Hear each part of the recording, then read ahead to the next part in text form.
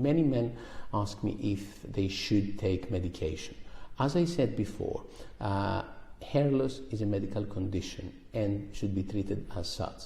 Ideally, it's best to see a trichologist or even better, a dermatologist, in order to have a proper diagnosis and someone to monitor your hair loss, which is an active condition.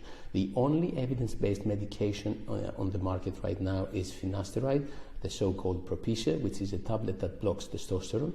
Off-label, dutasteride, which is a similar drug but has a stronger action, and also Minoxidil, which is the so-called Regain, and it's a foam or a liquid that you should apply topically in order to delay your hair loss.